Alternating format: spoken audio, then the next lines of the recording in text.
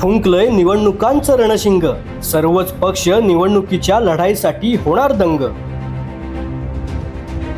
एकाला मिळणार संधी तर दुसऱ्याची उडणार दांडी. कोण करणार मतदारांच्या मनात घर आणि कोणाचं होणार पारड जड. काय म्हणतंय लोकसभा आणि विधानसभेतील मतदारसंघात घडणारं राजकारण. जाणून घेण्यासाठी पहा न्यूज अनकटचं विश्लेषण. #राजकारण. तर झालं असं, मुलीच्या घरच्यांनी तिच्या मनामध्ये असलेल्या वरापेक्षा अधिक चांगला वर मिळवून दिला आणि त्यामुळे इतर इच्छुकांमध्ये धाकधूक वाढली आणि त्यामुळेच आता आपल्याला कोणत्या मंडपात जागा मिळेल ह्याची चाचपणी देखील इच्छुकांकडून सुरू झाली. नमस्कार, मी सिद्धेश दिलीप शिगवण आणि नमस्कार, मी कृपा सपकाळ. न्यूज अनकटच्या #राजकारण ह्या कार्यक्रमामध्ये तुम्हा सर्वांचं स्वागत करतो. तर आजचा आपला विषय आहे पुणे लोकसभेसाठी भाजपची राजकीय गणिते आणि लोकसभेचे दावेदार मुरलीधर मोहोळ पुन्हा एकदा सक्रिय. तर झालं असं, भाजपने विधानसभा निवडणुकीसाठी मेधा कुलकर्णी इच्छुक असताना त्यांना राज्यसभेची उमेदवारी देऊन तसेच खासदार करून त्यांचे राजकीय पुनर्वसन केलं. परिणामी या उमेदवारीमुळे लोकसभा निवडणुकीची राजकीय गणिते बदलली गेली. आता लोकसभेसाठी इच्छुक झालेल्या माजी महापौर मुरलीधर मोहोळ यांना कितपत संधी मिळते याबाबत संभ्रमावस्था असून मोहोळ यांना उमेदवारी मिळणार नसल्याचं जवळपास स्पष्ट झालं आणि असे अनुमान देखील काढले जात होते. त्यामुळे दुसरे प्रबळ दावेदार माजी आमदार जगदीश मुळीक यांच्या आशा देखील त्यामुळे पल्लवित झाल्या होत्या.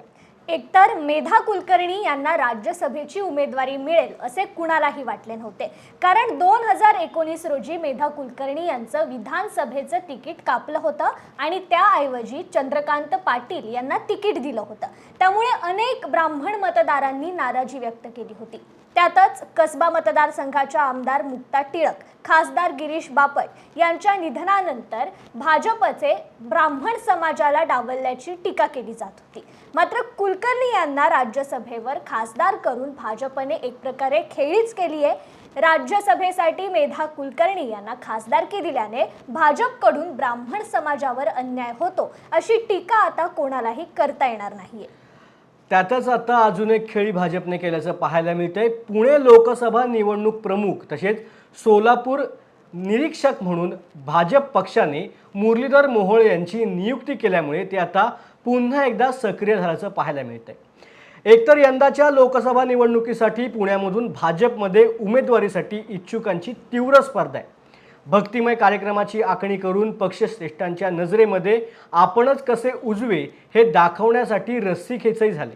माजी आमदार जगदीश मुळीक आणि माजी महापौर मुरलीधर मोहोळ यांच्यामध्ये खरी स्पर्धा रंगत असली तरी मध्यंतरी पिछाड्यावर केलेल्या मोहोळ यांनी पुन्हा एकदा आघाडी घेतल्याचं पाहायला मिळते.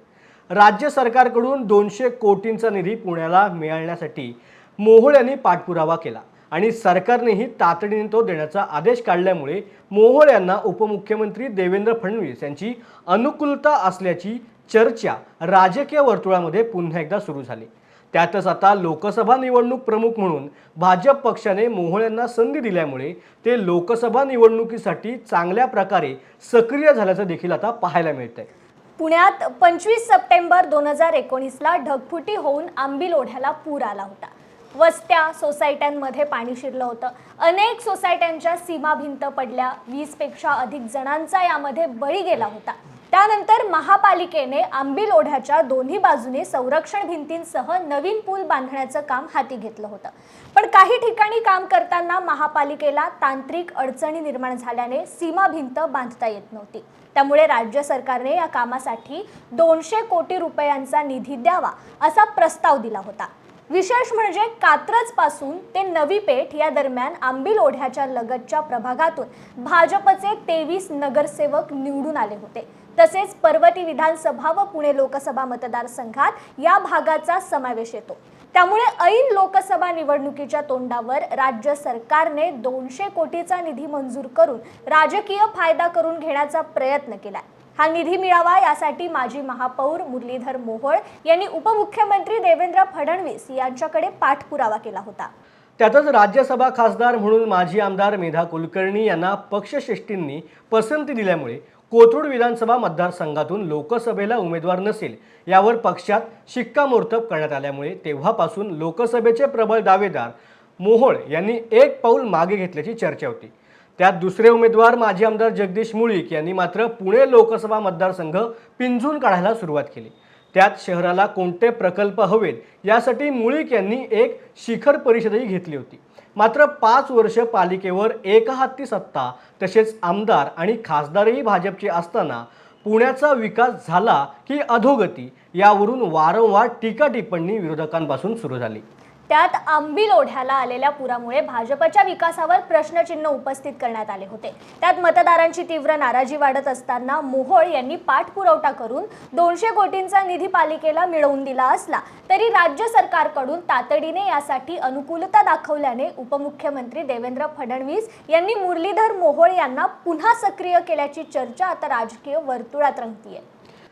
त्यामुळे लोकसभेची उमेदवारी कुणाला मिळते आणि अन्य इच्छुकांचे पुनर्वसन कसं केलं जातंय याकडे भाजपच्या कार्यकर्त्यांचं लक्ष लागलंय आणि हे सर्व चित्र जागा वाटप निश्चित झाल्यावरच स्पष्ट होणार आहे।